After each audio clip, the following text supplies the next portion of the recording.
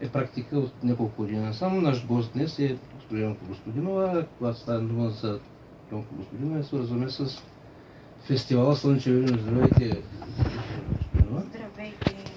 Преди това искам да попитам дали може да говорим на ти. Разбира се, Така. че на ти с удоволствие. Нека започнем с малко история и с идеята как се роди преди около 7 години този фестивал. Това е седмия пореден вече конкурс за детска рисунка, който е започнал в близката 2005 година. Първото издание на конкурса беше по времето на зимния период, на зимните празници, Андреев ден.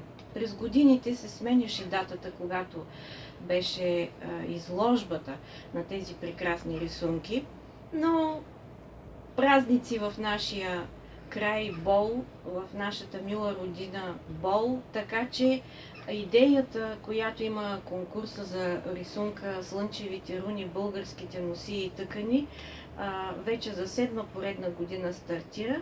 Тази година крайният срок е 30 май за предаване на всички творби. Във времето ни е помагал много община Силистра като организатор и областна администрация. Основните организации са фондация Асгард с председател господин Чолаков и Кръстю Младенов, фондация Ян Бибиян. Основно с тях сме работили. Не мога просто да ми прекъсна. Като каза за Кръстю Младенов, значи, остава все пак нещо, което той е създал. Между прочим, как стоят нещата с японската му идея? Това, което той направи и постигна, остана до там, докато той беше жив. Оттам нататък развитието. И аз учих японски, учих и китайски. Имаше училище в Силистра, имаше училище, имаше хора запалени по тези култури. Това, което сега продължаваме, което остана, е този конкурс за детска рисунка Слънчеви руни. Проекта Слънчеви руни е основно като идея подаден от фондация Асгард, която е с исторически фондация, която прави исторически проекти, събития, включително и този проект за българската шивица. Идеята беше да се предизвика в обществото един разговор за истината, за българския фолклор и за българската история.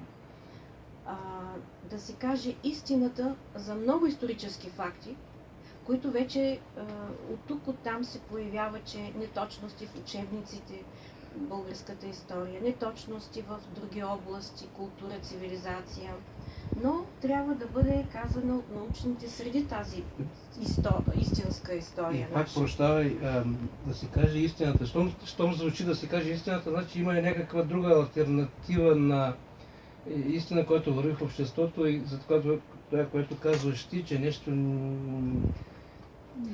Подочуваме от тук, от там, от различни среди, от различни институти. И така или иначе, аз съм учител, човек, художник. Исках да обясня на моите ученици каква е истината и така започнахме само с конкурса. Все още не се е състоял този голям разговор в обществото ни като цяло или дори само в град Силистра. Искахме да направим конференция по тази тема, която предстои. Просто нямаме финанси, но така или иначе това е бъдеще от нашия проект. Продължаваме да работим от 2005 година насам. Важното е, че ние успяхме да запазиме гласа на децата, който се появява на рисунки и с времето новото, което е, че разширихме жанровете, освен рисунки, графика и живопис. Вече са включени нови жанрове, приложно изкуство във всички видове да се направят шивици, ковьори, костюми на българската шивица от всички краища на страната, възглавници, тишлайфери,